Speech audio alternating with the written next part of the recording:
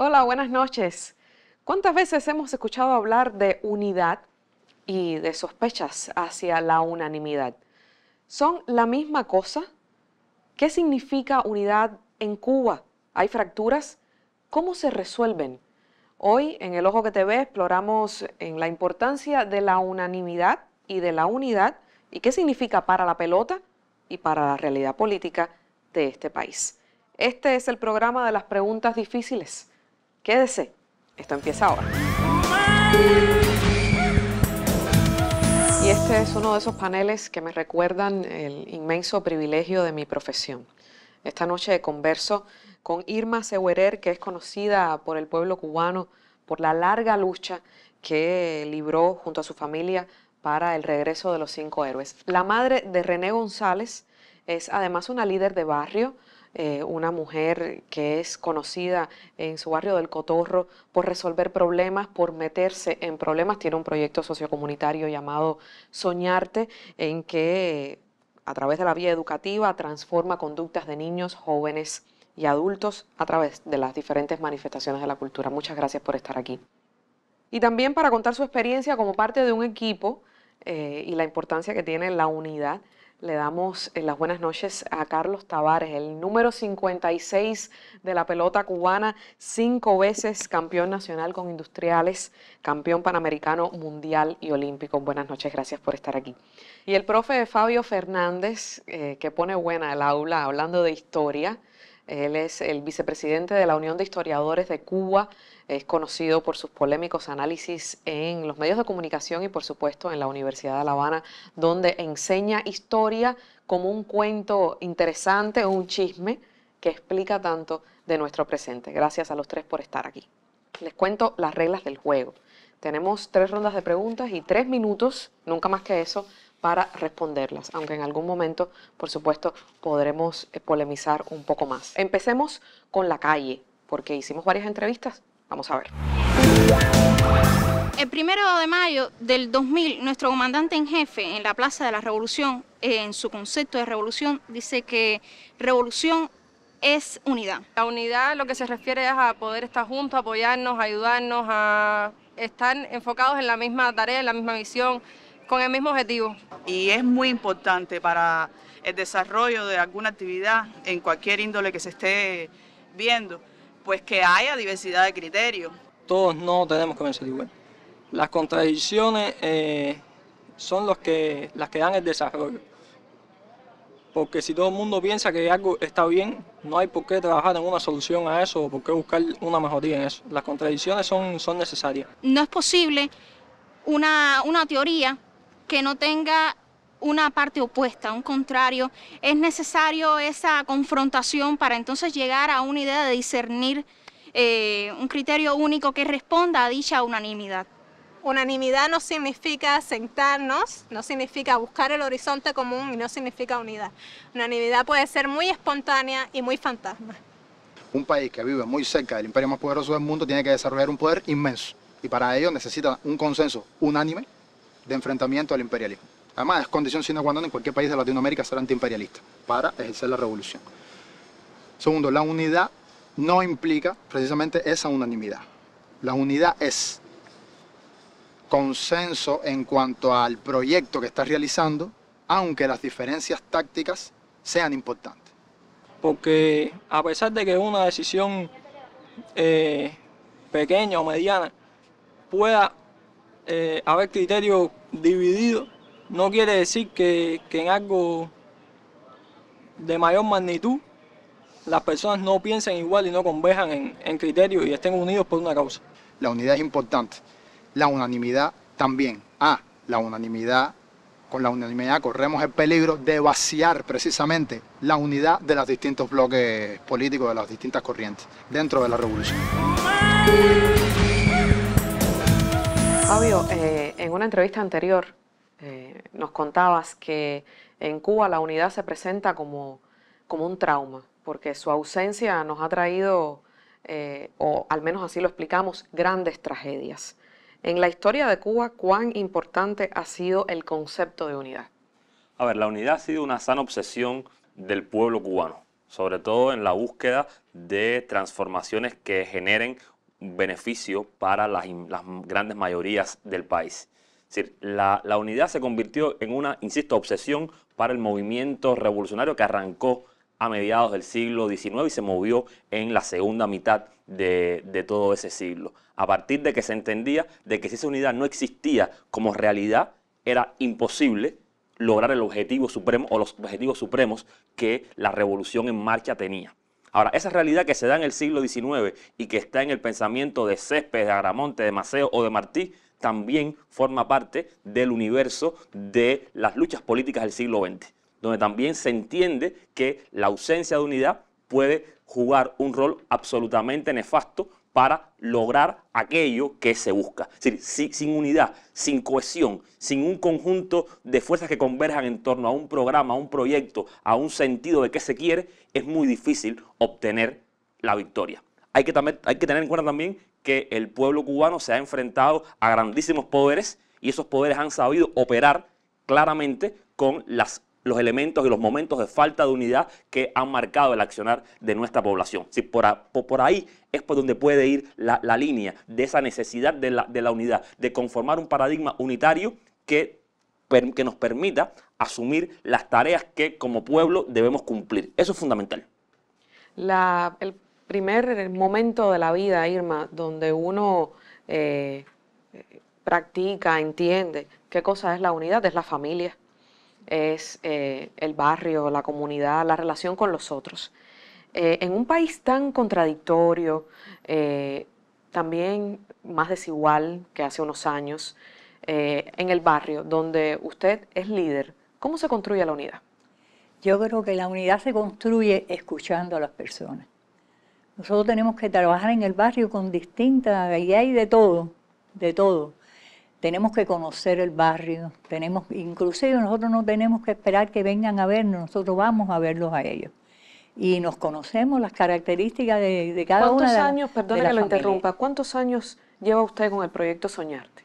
11 años, ya cumplimos. ¿De trabajo comunitario? El 13 de agosto, y de trabajo comunitario 61, porque yo nunca he dejado de hacer trabajo comunitario, social. Siento gran devoción por el trabajo de la comunidad. En esa diversidad, ¿cómo usted ayuda, contribuye a la formación de la unidad? Nosotros conocemos todas las características de las familias, todas. Hacemos dinámicas donde sean necesarios hacerlas. Trabajamos con los niños con dificultades en las escuelas, en las 2 escuelas que tenemos en nuestra circunscripción. Trabajamos en los talleres, desarrollando la cultura, que es algo tan importante también. Y sobre todo, como te decía, escuchando y tratando de conversar con cada uno de ellos de acuerdo a su situación. Nosotros hemos ido inclusive a ver jóvenes que han estado presos, hemos ido a verlos, a los lugares donde han estado, y estamos al tanto de la familia. Creo que la unidad es importantísima, pero hay que ayudarla. Nosotros no podemos tener unidad sin debate, no podemos tener unidad sin transparencia, sin ideas diferentes. Tenemos que escuchar y llegar después al consenso, pero el debate es fundamental. Carlos, ¿cuán importante en un deporte colectivo, como por ejemplo el béisbol, es la unidad? Y cuando falla, ¿qué pasa? Sí, la unidad empieza con una responsabilidad desde el entrenamiento. Ya cuando tú empiezas ese periodo transitorio, ¿no?, hasta lograr tu objetivo fundamental, que es el campeonato, en el caso del béisbol, la responsabilidad del entrenamiento te ayuda, es como un sinónimo, ¿no?, de la unidad. Porque cuando tú rompes un esquema en el entrenamiento, ya empieza la desunión del pensamiento del equipo. Entonces, ¿cómo lograr eso? Hacerle creer al atleta o hacerle ver al atleta que lo cuán importante es cumplir con un horario de entrenamiento, porque ahí empieza la unidad, ahí se piensa, todo el mundo piensa parejo. Si hay que discutir cualquier cosa con los caracteres diferentes de los atletas, se discute dentro de ese entrenamiento. Y eso te va ayudando a crear un solo colectivo que piense de una forma única, que es el campeonato. Pero si dentro de esa unidad hay alguien, como es lógico, que tiene que pensar diferente, siempre tiene que haber un líder. Y se me dio la oportunidad de ser el líder, pero líder positivo, porque si soy un líder por mis características, pero soy líder negativo, no hago nada tampoco, porque entonces siempre el ser humano normal busca la manera de la comodidad o algo que esté mal hecho y dice, no, por aquí mismo me voy a decir de todas maneras. Y cuando tienes la calidad y no eres positivo, eso rompe también el esquema de unidad, porque hay rechazos dentro del grupo y así palabras, pero ¿qué se cree? Porque batea tanto y porque si llega tarde y lo ponen a jugar y se incumple, y entonces eso va creando dentro del equipo ya desaveniencia. Entonces ahí donde entra el papel del líder para unir esos pensamientos, aunque sea diferente o no estén de acuerdo en varias cosas, pero es muy importante en el colectivo, que fíjate que lo repito, la responsabilidad que tenga en esa parte del entrenamiento para lograr la unidad fundamental. Y se me dio la oportunidad que pude lograrlo con mucha dificultad, sobre todo mi equipo, que es muy polémico, todo el mundo lo sabe, el equipo industrial, y todo el mundo le coge miedo, no, de los habaneros, que no sé qué, porque hay que hablar así, pero cuando llegan a conocerlo, siempre hay que apretar la tuerca, como se dice en el argot beisbolero, pero también hay que soltar. ¿Para qué? Para que se sienta la comodidad y ellos mismos logren la confianza y puedan hacer el trabajo que se les pide. Fabio, ¿significa la unidad que todo el mundo piense igual? No. Sí, esa identificación de la unidad con la unanimidad de criterios es falsear verdaderamente. ¿Cuál es la diferencia entre unanimidad y unidad? Sí, la unidad creo yo que es asumir la existencia de principios rectores que nos guían hacia un objetivo común. Ahora, pero dentro de ese marco hay maneras distintas de pensar, maneras distintas de acercarnos a ese objetivo al que todos aspiramos, formas distintas de entender cómo debemos movernos. Ahora, yo creo que la clave es una palabra que Irma utilizó y es consenso. Es decir, para mí la unidad está basada en el consenso, no en la unanimidad. La unanimidad es una manera en la que uno falsea la unidad y da por supuesto que todo el mundo piensa lo mismo y con ello está, digamos que quitándole algo fundamental y tremendo de la vida, que es la diversidad. Yo creo que por ahí hay un elemento fundamental para diferenciar unidad de unanimidad y sobre todo centrarnos en la idea de que es el consenso la base verdadera de la unidad. Ahora, ¿qué cosa es el consenso? Consenso es ponernos de acuerdo en torno a algo, para decirlo en palabras sencillas, pero al mismo tiempo entendiendo que yo quizás tengo que renunciar a determinadas ideas propias en función de ese principio rector. Si lo que quiero yo es ganar el campeonato, ahí yo digo, bueno, pero mi idea es que debe abrir tal pitcher, pero digo, bueno, pero no voy a quedarme aferrado a ese criterio y voy a entender la idea de que a lo mejor hay otro pitcher que puede ser el que esté mejor y cumple el cometido. Sí, yo creo que por ahí va la idea, entender que hay un principio rector, hay un objetivo mayúsculo al que nos mueve, pero que tiene que nacer. Ese proceso de buscar ese objetivo nace del debate, de la diversidad, de la contraposición de ideas, llevado siempre a lograr el consenso. Si no se logra el consenso, si no es posible que esos objetivos se cumplan. Es decir, hay que entender la unidad como ajena a la unanimidad en muchas ocasiones, pero siempre vinculada con el consenso.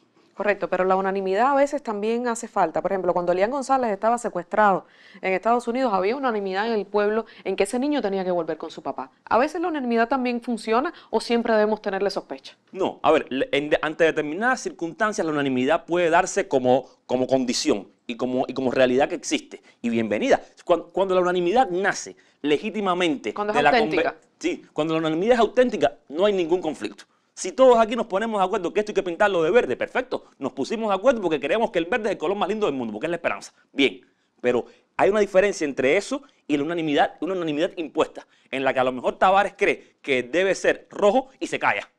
Y acepta sin ningún tipo de debate que sea verde. Ahí hay un problema. Si Tavares no puede decir que él piensa que el color de la pared es rojo y se ancla al verde porque hay que decir que es verde y todo el mundo tiene que levantar la mano, sí, es verde, ahí estamos literalmente embarcados. Correcto. El liderazgo, ya lo mencionabas. ¿Te ha pasado que has tenido que lidiar con una serie de atletas, de compañeros de entrenamiento que no se hablan entre sí?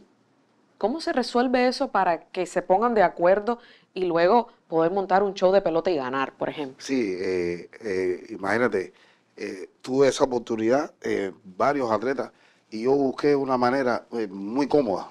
Decía, bueno, una mesa de 4 en un cabaret, una mesa de 4, es decir, en una discoteca. Pero llegaba a esas personas los que estaban opuestamente. ¿Qué pasa? Después que compartían la primera copa, no sé qué, eran los hermanos.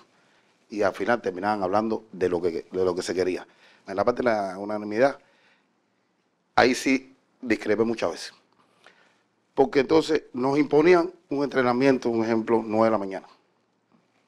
Y entonces, a veces, como decía el profe, por respeto, uno se quedaba callado y no era el horario que queríamos. Queríamos entrenar antes del juego, cuando se jugaba de noche. Y ahí es donde yo siempre entraba y tuve este problema. Le decía, vamos a ver un consenso primero. ¿Quién quiere entrenar a las 9? Nadie. ¿Quién quiere entrenar a las 6? A veces entonces la unanimidad es muy importante en ocasiones, pero no siempre sale con el objetivo. Uno pudo expresar lo que quería, uno pudo decir la hora que quería, pero si te es impuesta, no funciona la palabra.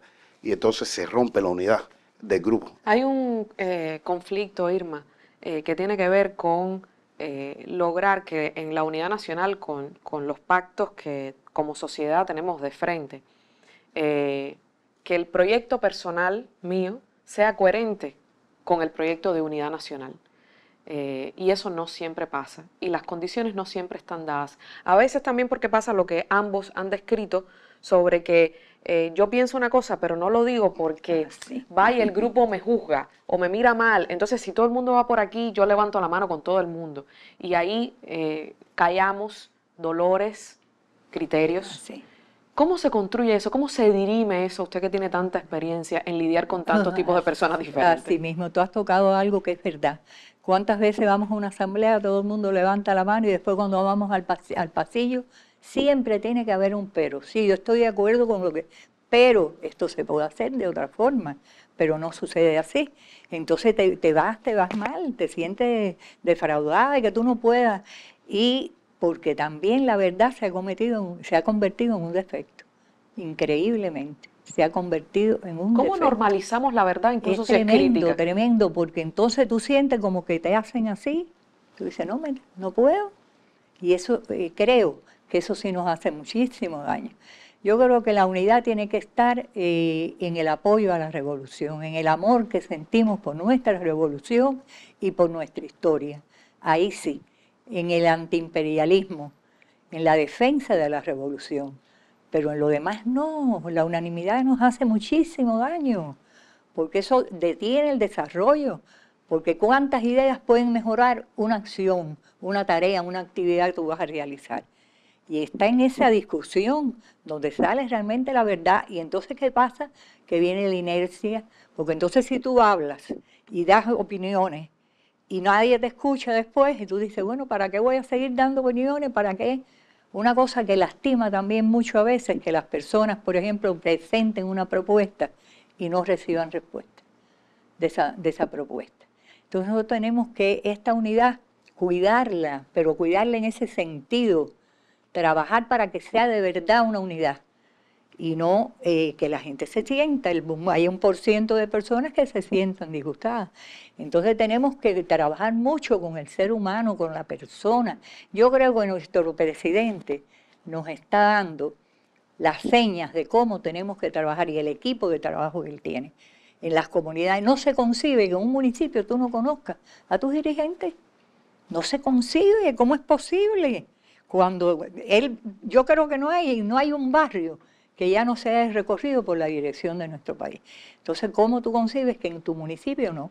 Hay que buscar formas de llegar de forma sistemática, de atender los problemas, de dar respuesta. La gente tiene que estar contenta, tiene que tener confianza, tiene que ser feliz para que tú puedas tener esa unidad. Y además que tenemos que cuidarla, porque tenemos que cuidar esa unidad, porque es el futuro. Y vamos a hablar de una persona que ha emprendido una tarea muy dura, construir puentes de amor, incluso cuando hay tanta gente que quiere destruir y dividir a los cubanos donde quiera que estén. Carlos Lazo es un profesor cubano-americano. Durante algunos años ya ha trabajado intensamente por el levantamiento del bloqueo a Cuba y ha llevado su voz lo más alto que el país donde está le ha permitido, incluyendo caravanas y también llevarle firmas a la actual administración estadounidense Joe Biden. Conversamos con él para El Ojo que Te Ve y le preguntamos cómo ve él el tema de la unidad desde su contexto y su militancia. En nuestra lucha, en la lucha de Puentes de Amor y de los cubanos que residimos en el exterior, luchando por puentes de amor, es muy importante el concepto de la unidad. Esto para la emigración es un concepto bastante nuevo, porque tradicionalmente la idea de cómo estaba articulada la unidad entre los emigrados, esa unidad estaba articulada principalmente en la oposición al gobierno cubano.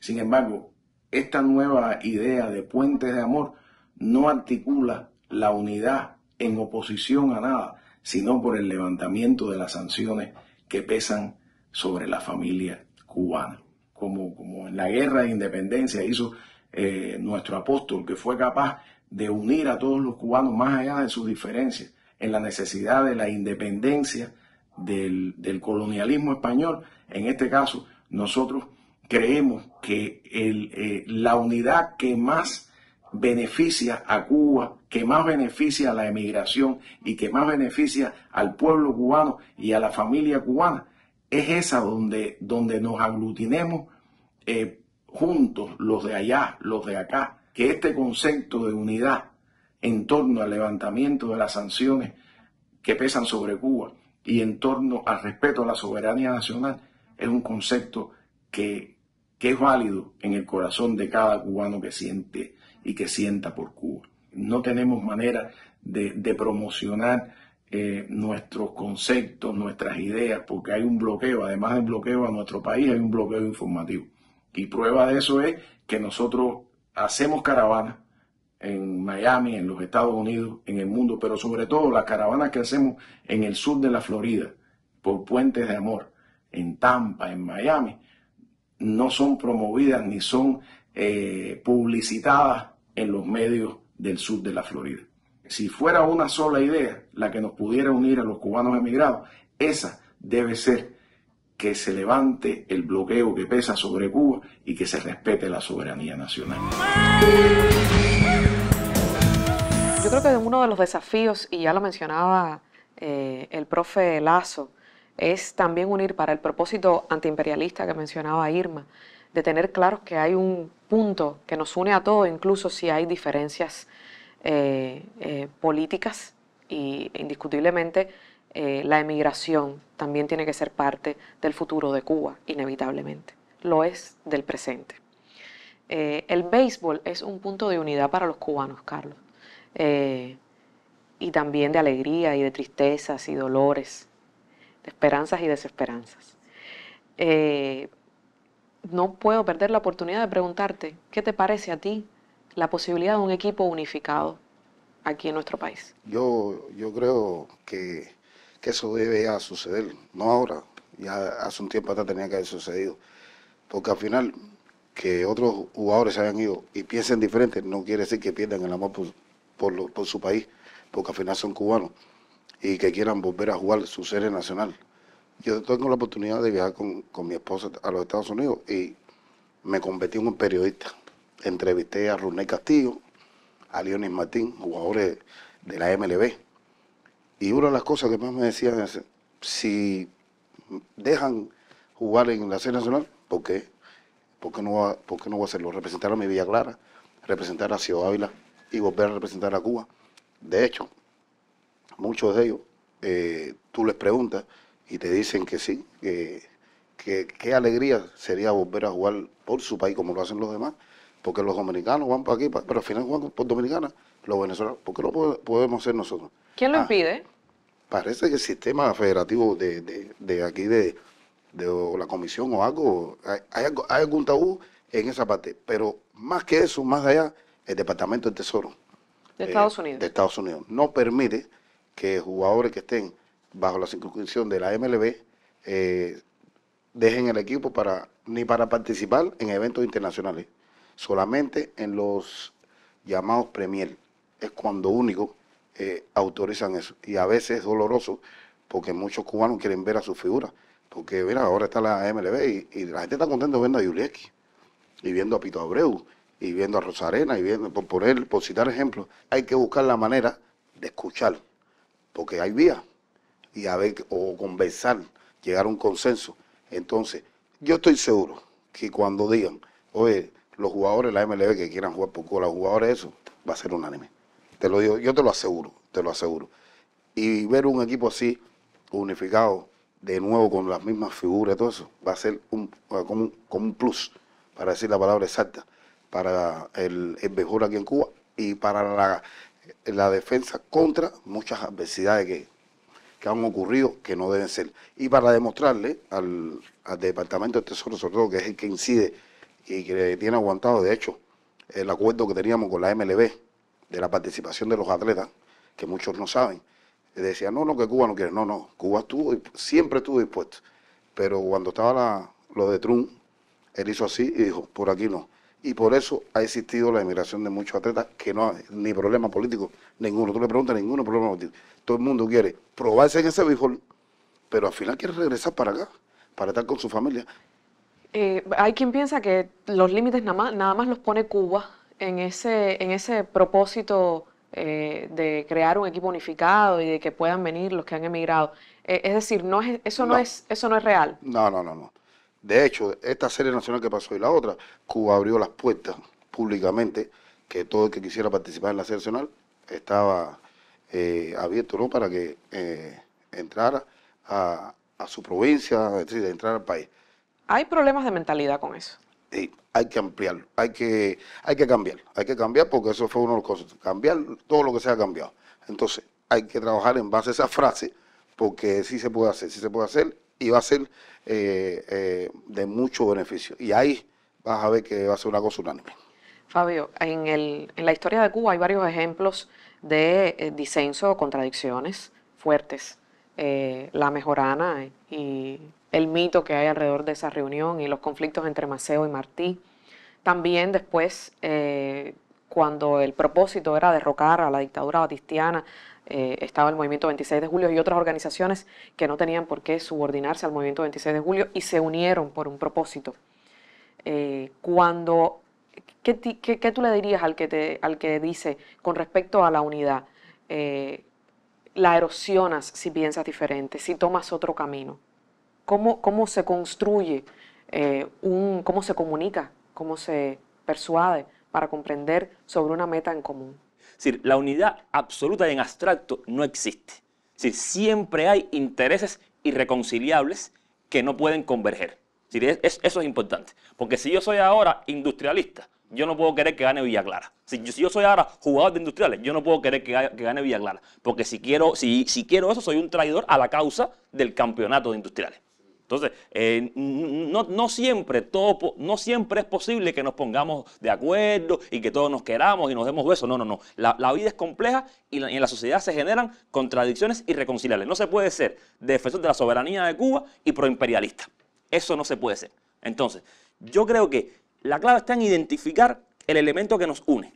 Si el elemento que nos une es que Cuba sea independiente de España, oye, pues la contradicción entre Martí y Maceo vinculada a cómo se organiza el poder revolucionario en el marco de la guerra puede encontrar mecanismos para atenuarse porque hay un fin mayor, un fin mayúsculo, que no es ahora importante. Esa contradicción sigue ahí y conviene en posponerla, pero al mismo tiempo saber que está y cuando tengamos la oportunidad y lo creamos coherente, discutirla. Sí, yo creo que la clave va por ahí, identificar. Sí, la unidad tiene que nacer del diálogo.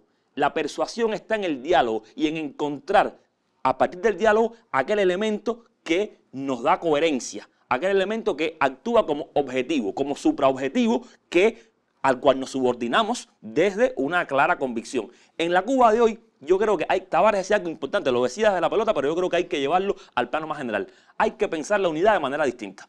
Si seguimos anclados a conceptos de unidad de épocas que no son las de hoy, si seguimos si seguimos atrincherados en concepciones que no son coherentes con la realidad de hoy, no podemos entender nada. Es decir, hay que construir maneras distintas de generar unidad, incluso atreviéndonos a hacer cosas que antes no eran posibles.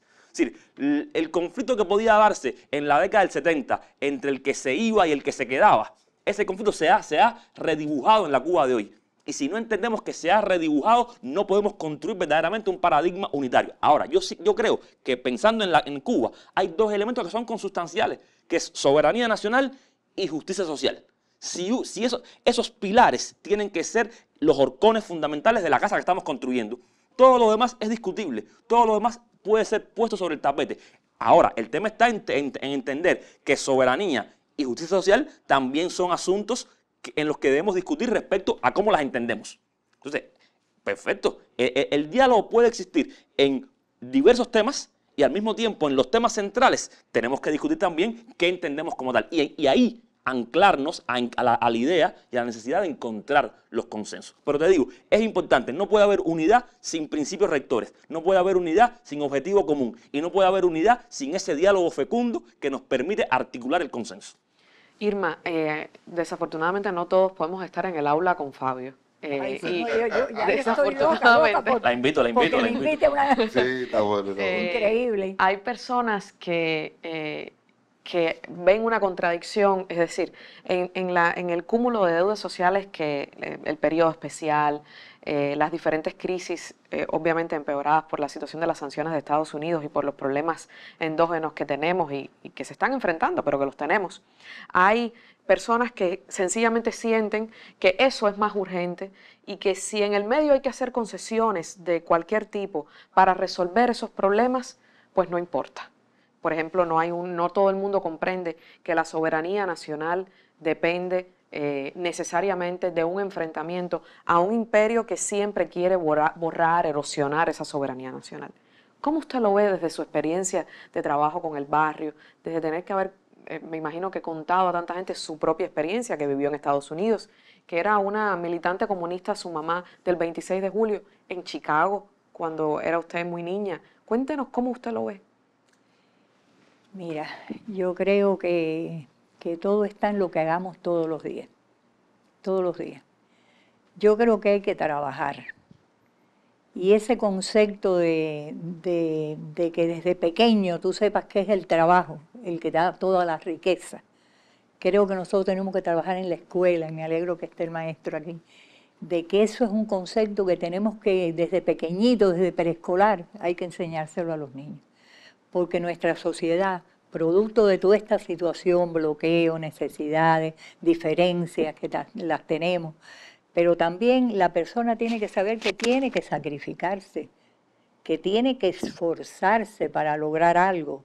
Nosotros todavía estamos arrastrando problemas de la sociedad nuestra anterior. Cuando nosotros atendemos un caso social, vemos que la abuela es alcohólica. Pero cuando vas más atrás, el papá y la mamá eran alcohólicos. Pero en el capitalismo, por favor, porque era una sociedad tan injusta que tú no puedes esperar, que lamentablemente influye mucho el bloqueo, pero no puedes esperar que esos arrastres todavía no están. Nosotros nos ha dolido mucho ver ahora los barrios que se han ido a ver el documental de Silvio. Tuviste toda esa realidad que tú dices, ¿cómo es posible? Pero es posible por eso.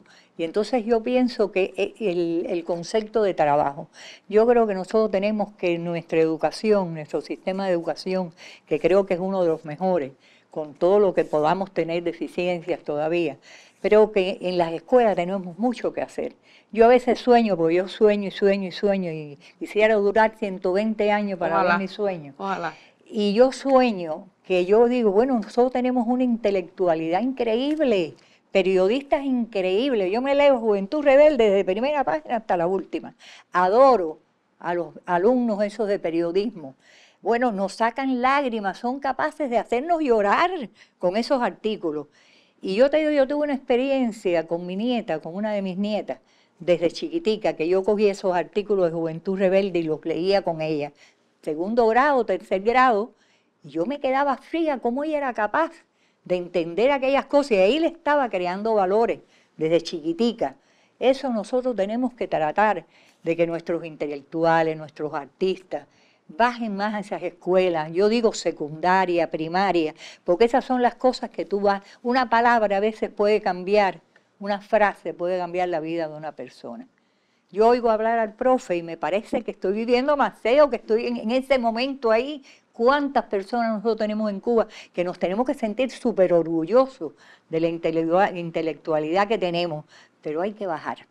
Yo pienso que la clave está en bajar, en que tenemos que trabajar en la base. La base es la que tenemos que mover, porque hay un nivel de inercia que tenemos que lograr romperlo. Vamos a pensar en motivaciones un momento y esta es la última pregunta. Empiezo con Irma, pero los dejo pensando. ¿Cuál es la imagen, el evento, el sueño de unidad supremo que se les ocurre a ustedes? ¿Cuál es su ejemplo más grande de unidad? De la unidad. En su vida personal, en sus aspiraciones, en sus sueños. ¿Logrados o no? La solidaridad creo que es algo que logra la unidad, mucho la unidad.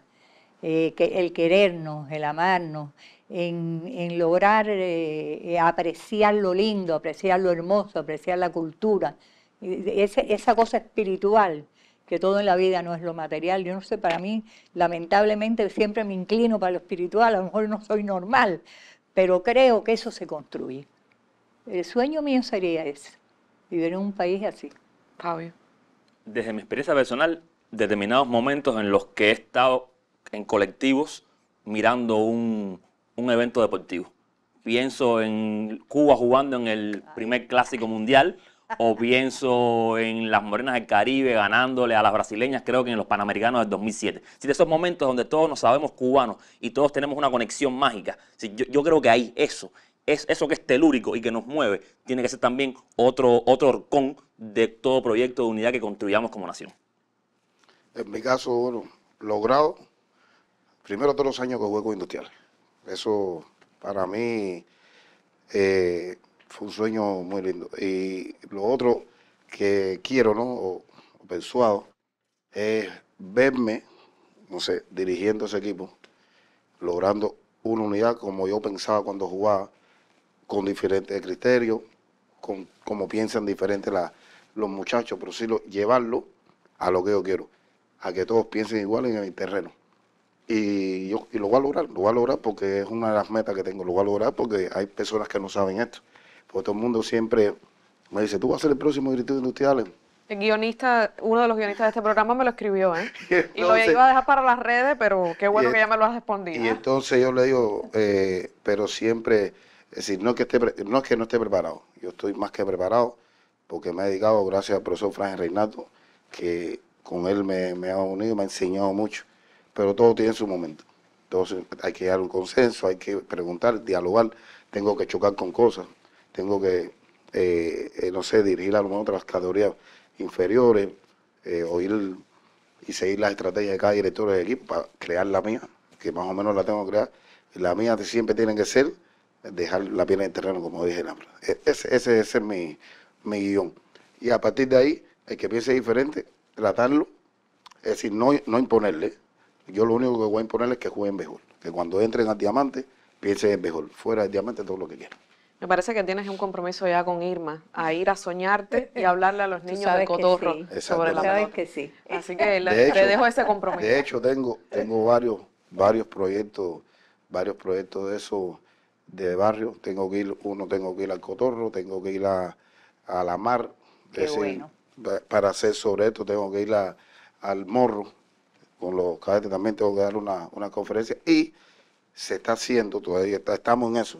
El profesor Franje y un grupo de nosotros entrenadores estamos tratando de lograr un centro de entrenamiento de béisbol que queremos coger el Coliseo de la Ciudad Deportiva para eso.